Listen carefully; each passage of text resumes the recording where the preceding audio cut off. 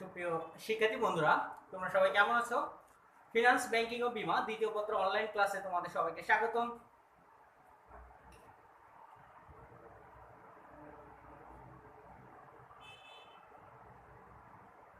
দেখো তো, আমরা একটা ছবি দেখতে পাচ্ছি যেখানে একটি ব্যাংক এবং কিছু টাকা রয়েছে। অর্থাৎ এই ছবিটার আজকে আমরা কোন চ্যাপ্টারটা পড়াতে যাচ্ছি সেটি সম্পর্কে একটু গেস করো তো। অর্থাৎ ব্যাংক রয়েছে এবং ব্যাংক দিয়ে একটা তীর চিহ্ন দিয়ে কিছু টাকা, অর্থাৎ ব্যাংক তার তহবিলটা কোথা থেকে সংগ্রহ করে থাকে বা কোন উৎস থেকে তহবিল সংগ্রহ করে থাকে সে বিষয়টা সম্পর্কে আলোচনা করতে যাচ্ছি। তাহলে আজকের চ্যাপ্টারের নাম কি? ব্যাংক তহবিল কি সেটি বলতে পারবে। তাহলে আমরা এই অধ্যায় শেষে আমরা কি কি শিখতে পারবো শিক্ষার্থী বন্ধুরা? ব্যাংক তহবিল কি তা বলতে পারবে, ব্যাংক তহবিলের উৎস অর্থাৎ ব্যাংক কোথা থেকে অর্থ সংগ্রহ করে থাকে বা ব্যাংক কোন কোন উৎস থেকে অর্থ সংগ্রহ করে থাকে সেটি সম্পর্কে আমরা জানতে পারবো। দেখো, ব্যাংক তহবিলের উৎস। ব্যাংক সাধারণত তার তহবিলটা সংগ্রহ করে থাকে মূলত দুইটি উৎস থেকে। একটি হচ্ছে দীর্ঘমেয়াদী উৎস, অপরটি হচ্ছে স্বল্পমেয়াদী উৎস। অর্থাৎ এই যে দীর্ঘমেয়াদী উৎস থেকে, তার মানে ব্যাংকও একটি ব্যবসায়িক প্রতিষ্ঠান, অর্থাৎ তার ব্যবসার প্রয়োজনে বিভিন্ন উৎস থেকে অর্থ সংগ্রহ করে থাকে। তার ভিতর রয়েছে একটি হচ্ছে দীর্ঘমেয়াদী, অপরটি হচ্ছে স্বল্পমেয়াদী উৎস। দীর্ঘমেয়াদী উৎস মানে কি আমরা সবাই জানি, অর্থাৎ যে উৎস থেকে অর্থটা সংগ্রহ করা হয়ে থাকে দীর্ঘ সময়ের জন্য। দীর্ঘমেয়াদী মানে কি? যে উৎস থেকে অর্থটা সংগ্রহ করা হয়ে থাকে দীর্ঘ সময়ের জন্য সেটাকে বলা হচ্ছে দীর্ঘমেয়াদী উৎস। তাহলে দেখে নেওয়া যাক দীর্ঘমেয়াদী উৎসের ভিতরে কি কি রয়েছে। একটি হচ্ছে পরিশোধিত মূলধন। একটি হচ্ছে কি? পরিশোধিত মূলধন। শিক্ষার্থী বন্ধুরা, তোমরা অবশ্যই জানো যে যদি কোনো ব্যাংক অর্থাৎ বাণিজ্যিক ব্যাংক, কেন্দ্রীয় ব্যাংকের তালিকাভুক্ত ব্যাংক হতে চায়, অবশ্য তাকে পরিশোধিত মূলধন হতে হবে কত টাকা? 400 কোটি টাকা। পরিশোধিত মূলধন হতে হবে 400 কোটি টাকা। এখন দেখো, অর্থাৎ এই যে পরিশোধিত মূলধন, এই অর্থটা ব্যাংক কোথা থেকে সংগ্রহ করে থাকে বা ব্যাংক কোথা থেকে পেয়ে থাকে? এটি হচ্ছে প্রত্যেকটি ব্যাংক তার শেয়ার বিক্রয়ের মাধ্যমে এই পরিশোধিত মূলধনটা অর্থাৎ তার মূলধনটা সংগ্রহ করে থাকে। এবং এই ব্যাংক যখন তালিকাভুক্ত ব্যাংক হতে যাবে অর্থাৎ বাংলাদেশ ব্যাংকের অধীনে প্রতিষ্ঠিত হতে যাবে, তখন অবশ্যই তার পরিশোধিত মূলধন হতে হবে কত টাকা? 400 কোটি টাকা। তাহলে এটি হচ্ছে ব্যাংক যে অর্থটা সংগ্রহ করে থাকে যে তার ব্যবসায়িক প্রয়োজনে। অর্থাৎ আগে আমরা জানি যে ব্যাংক তহবিলটা কি। দেখো, ব্যাংক তহবিলটা হচ্ছে এমন একটা তহবিল, ব্যবসায়িক প্রয়োজনে ব্যাংক যখন নিজস্ব প্রয়োজনে অর্থাৎ দীর্ঘমেয়াদী অর্থ থেকে বা দীর্ঘমেয়াদী উৎস থেকে অথবা বিভিন্ন উৎস থেকে অর্থটা সংগ্রহ করে থাকে সেটিকে বলা হচ্ছে ব্যাংক তহবিল। অর্থাৎ ব্যাংক তহবিল মানে কি? ব্যাংক কোথা থেকে অর্থটা সংগ্রহ করছে এবং কি পরিমাণে অর্থ সংগ্রহ করছে।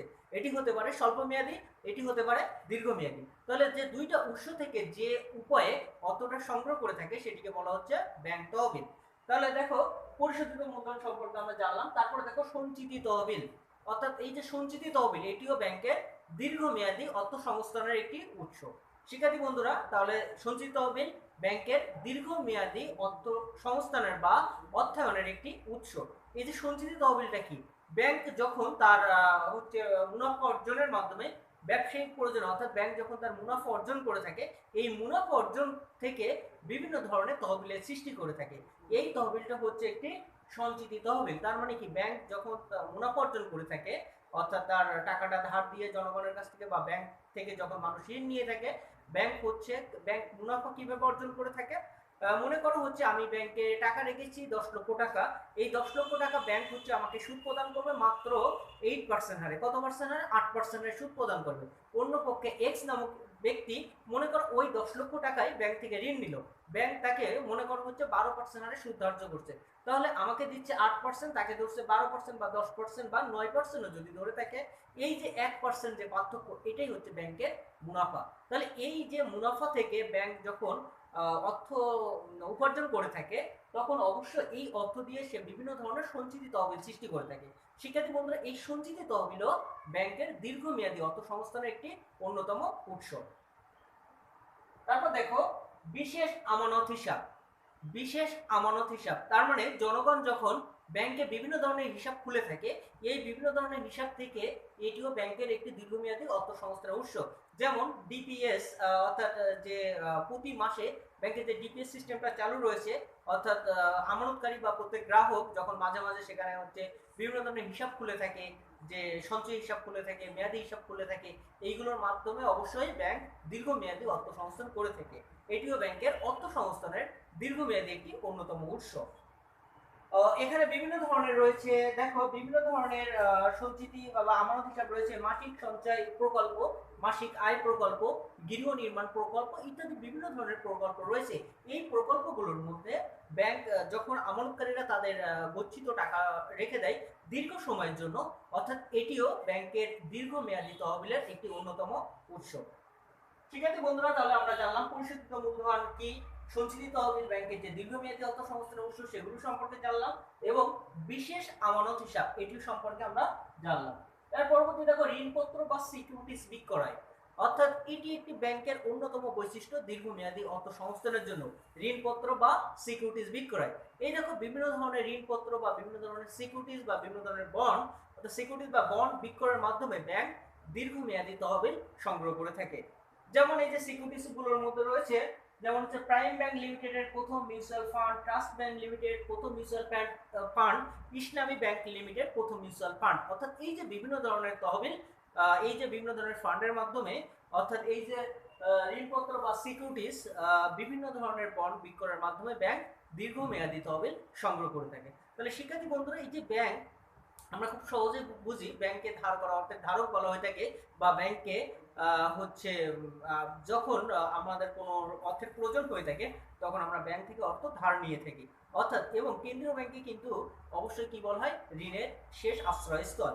এই বাণিজ্যিক ব্যাংকগুলো যখন হচ্ছে ঋণ পায় না তখন অবশ্যই সর্বশেষ আশ্রয়স্থল হিসেবে কাজ করে থাকে কোন ব্যাংক, কেন্দ্রীয় ব্যাংক। শিক্ষার্থী বন্ধুরা, তাহলে আমরা জানলাম যে একটি ব্যাংকের দীর্ঘমেয়াদী তহবিল থেকে, অর্থাৎ দীর্ঘমেয়াদী কি কি উৎস রয়েছে, অর্থাৎ কিভাবে দীর্ঘমেয়াদী অর্থাৎ দীর্ঘ সময়ের জন্য ব্যাংক অর্থটা সংগ্রহ করে থাকে। তাহলে একটি ছিল পরিশোধিত মূলধন, অপরটি ছিল সঞ্চিত তহবিল, পরেরটি ছিল বিশেষ আমানত হিসাব, পরেরটি ছিল ঋণপত্র বা সিকিউরিটিজ হিসাব, ঋণপত্র বা সিকিউরিটিজ হিসাব। এবার দেখো আমরা আলোচনা করি স্বল্প মেয়াদী উৎস।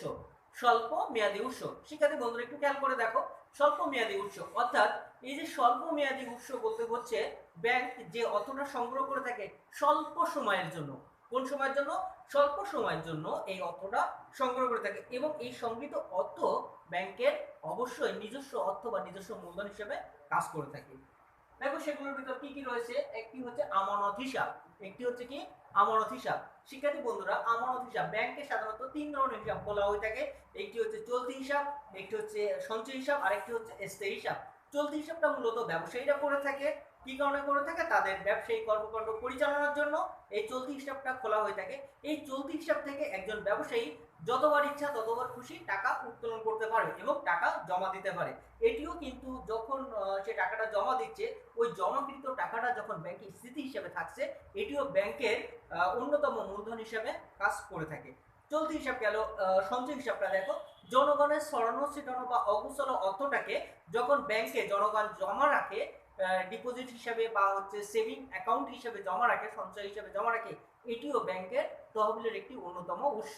এগুলো হচ্ছে স্বল্প মেয়াদী উৎস। স্থায়ী হিসাব, যখন মানুষ কিছু টাকা রয়েছে 10 লক্ষ টাকা, 20 লক্ষ টাকা, 30 লক্ষ টাকা, এই টাকাগুলো জনগণের কাজে লাগছে না, তখন সেটা ফিক্সড অ্যাকাউন্ট হিসাবে অর্থাৎ স্থায়ী হিসাবে জমা রেখে থাকে। অর্থাৎ এটিও একটি ব্যাংকের অন্যতম তহবিলের একটি অন্যতম উৎস। শিক্ষার্থী বন্ধুরা, তারপর দেখো কেন্দ্রীয় ব্যাংক থেকে গৃহীত ঋণ। কেন্দ্রীয় ব্যাংক থেকে গৃহীত ঋণ, অর্থাৎ এই যে কেন্দ্রীয় ব্যাংক থেকে গৃহীত ঋণ কখন বোঝানো হচ্ছে, অর্থাৎ আমি শুরুতে একটা কথা বলেছিলাম কেন্দ্রীয় ব্যাংকে ঋণ প্রদানের শেষ আশ্রয়স্থল বলা হয়। Central bank is the last resort of হচ্ছে এনি কমার্শিয়াল ব্যাংক, অর্থাৎ বাণিজ্যিক ব্যাংকের শেষ ঋণের শেষ আশ্রয়স্থল হিসেবে বলা হয়ে থাকে কাকে, কেন্দ্রীয় ব্যাংকে। অর্থাৎ যখন অন্য ব্যাংকগুলো বা কেন্দ্রীয় ব্যাংকগুলো বা তালিকাভুক্ত বাণিজ্যিক ব্যাংকগুলো যখন সে ঋণ প্রদান করতে বা ঋণ সংগ্রহ করতে ব্যর্থ হয়, তখন সে কেন্দ্রীয় ব্যাংকের কাছ থেকে ঋণ নিয়ে থাকে। অর্থাৎ কেন্দ্রীয় ব্যাংক থেকে গৃহীত ঋণ, অর্থাৎ কেন্দ্রীয় ব্যাংক থেকে গৃহীত ঋণও একটি অন্যতম মাধ্যম স্বল্প মেয়াদী অর্থ সংস্থানের উৎস হিসেবে কাজ করে থাকে। শিক্ষার্থী বন্ধুরা, পরেরটা নিয়ে আমরা আলোচনা করি মুদ্রা বাজার থেকে গৃহীত ঋণ। মুদ্রা বাজার থেকে গৃহীত ঋণ, বাণিজ্যিক ব্যাংকগুলো হচ্ছে অবশ্যই মুদ্রা বাজারের তালিকাভুক্ত হয়ে থাকে এবং তারা প্রয়োজন অনুযায়ী মুদ্রা বাজার থেকে অবশ্যই গৃহীত ঋণ নিয়ে থাকে। অর্থাৎ এই মুদ্রা বাজার থেকে গৃহীত ঋণ এটিও হচ্ছে সকল ধরনের ব্যাংকের স্বল্প মেয়াদী অর্থ সংস্থানের একটি উৎস হিসেবে কাজ করে থাকে। অবন্টিত মুনাফা অন্যান্য। অবন্টিত মুনাফা একটু আমরা খেয়াল করতে পারি অবন্টিত মুনাফা মানে কি বোঝানো হচ্ছে। অবন্টিত মুনাফা অর্থাৎ যেটি এখনো বন্টন করা হয়নি। তার মানে যখন গ্রাহকরা তাদের অর্থটা জমা রাখে, জমাকৃত অর্থ যখন আমানতকারীদের মধ্যে প্রদান করে এবং কিছু আমানতকারীর অর্থ ব্যাংকে জমা থেকে যায়, এই জমাকৃত অর্থকে বলা হচ্ছে অবন্টিত মুনাফা। অবন্টিত মুনাফা অন্যান্য অর্থাৎ অবন্টিত মুনাফা এবং বিভিন্ন ধরনের অর্থ যখন ব্যাংকে জমা থাকে, এটিও ব্যাংকের স্বল্প মেয়াদী অর্থ সংস্থানের একটি অন্যতম উৎস। শিক্ষার্থী বন্ধুরা, আশা করি এটিও তোমরা অবশ্যই খুব সহজেই বুঝতে পেরেছো। তারপর দেখো বলছে ঋণ ক্ষতি সঞ্চিতি হিসাব। এটা একটু খুব ভালো করে খেয়াল করো। ঋণ ক্ষতি সঞ্চিতি হিসাব আসলে এই জিনিসটা কি? ঋণ ক্ষতি সঞ্চিতি হিসাব। একটা ব্যাংক যখন এক্স নামক বা ওয়াই নামক ব্যক্তিকে অর্থ প্রদান করে থাকে, তখন উক্ত অর্থ আদায় হবে কিনা, অর্থাৎ ব্যাংক হচ্ছে ঋণ খেলাপি হতে পারে। অর্থাৎ ঋণ খেলাপি জিনিসটা কি? যখন আমি ঋণটা অন্য কাউকে এক্স বা ওয়াই নামক কোনো ব্যক্তিকে প্রদান করলাম, উক্ত অর্থ আসলে আমার আদায় হবে কিনা সে বিষয়ে ব্যাংক সন্দিহান থাকে। যদিও ব্যাংক বিভিন্ন ধরনের ডকুমেন্ট বা বিভিন্ন ধরনের তথ্য পর্যালোচনা করে কোনো ব্যক্তি বা প্রতিষ্ঠানকে ঋণ প্রদান করে থাকে, তারপরেও ব্যাংক ওই ঋণের বিপক্ষে কিছু অর্থ সঞ্চয় করে থাকে। এখন মনে করো সাপোজ ক নামক ব্যক্তিকে 2 লক্ষ টাকা ঋণ প্রদান করা হলো বা 10 কোটি টাকা ঋণ প্রদান করা হলো। ব্যাংক মনে করো ব্যাংক ওই 10 কোটি টাকা আদায় হতেও পারে, নাও হতে পারে, তার বিনিময়ে কিছু অর্থ সংগ্রহ করে থাকে। এই যে অর্থটা সংগ্রহ করে রাখছে, এটি হচ্ছে ব্যাংকের একটি সঞ্চিতি তহবিল বা সঞ্চিতি উদ্বৃত্ত। একটু খেয়াল করো, এখানে বলেছিল ঋণ ক্ষতি সঞ্চিতি হিসাব। তার মানে ওই যে ঋণটা ক্ষতি হতে পারে বা ঋণ খেলাপি হতে পারে বা ওই ঋণটা আদায় না হতে পারে, এই জন্য আমি কিছু টাকা সঞ্চিতি হিসাবে জমা রেখেছি।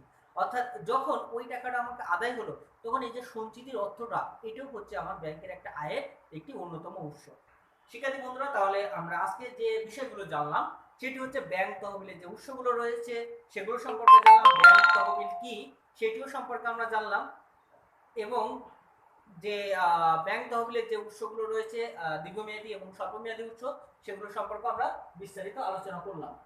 তাহলে তোমার দলীয় কাজ অর্থাৎ ব্যাংক তহবিলের কয়েকটি স্বল্পমেয়াদী ও দীর্ঘমেয়াদী উৎসের নাম লিখবা। তার মানে হচ্ছে ছেলেরা একটা লিখে দিবা, মেয়েরা একটা লিখে আমাকে কমেন্ট বক্সে অবশ্যই এই জিনিসগুলো সেন্ড করে দিবা। তারপর দেখো হচ্ছে তোমরা এই অধ্যায়টা পড়ে কি কি বিষয় জানতে পারলে। সেটি হচ্ছে ব্যাংক তহবিল কি, অবশ্যই আমরা শুরুতে জানতে পেরেছি যে ব্যাংক তহবিল কি, স্বল্পমেয়াদী উৎস কি, দীর্ঘমেয়াদী উৎস কি। অর্থাৎ স্বল্পমেয়াদী উৎস কাকে বলে এটিও আমরা জানলাম, দীর্ঘমেয়াদী উৎস কাকে বলে সেটিও আমরা জানলাম। তারপরে দেখো বাড়ির কাজ থাকবে যে ব্যাংক তহবিলের উৎস সমূহ বা উৎসগুলো ব্যাখ্যা করো। অর্থাৎ ব্যাংক তহবিলের কি কি উৎস রয়েছে সেগুলো তোমরা অবশ্যই এগুলো ব্যাখ্যা করবে। তাহলে আজকের ক্লাস এখানে শেষ করব। যে আজকে আলোচনার বিষয় হচ্ছে ব্যাংক তহবিলের উৎসগুলো ছিল কি কি, এবং এই যে ব্যাংক তহবিলের উৎস বলতে কি বোঝানো হয়েছে। অর্থাৎ ব্যাংক, আমরা সবাই জানি ব্যাংক থেকে আমরা গেলেই বা চাইলেই হচ্ছে ব্যাংক থেকে অর্থ পাইতে পারি, কিন্তু এই যে ব্যাংক তার এই অর্থটা কোথা থেকে সংগ্রহ করে। অর্থাৎ আজকের আলোচনার বিষয় ছিল এগুলো। তাহলে যেগুলো পড়ানো হয়েছে সেগুলো অবশ্যই বাসায় অনুশীলন করবে। আজকে এখানে শেষ করছি। ধন্যবাদ সবাইকে, সবাই ভালো থাকবে, সুস্থ থাকবে।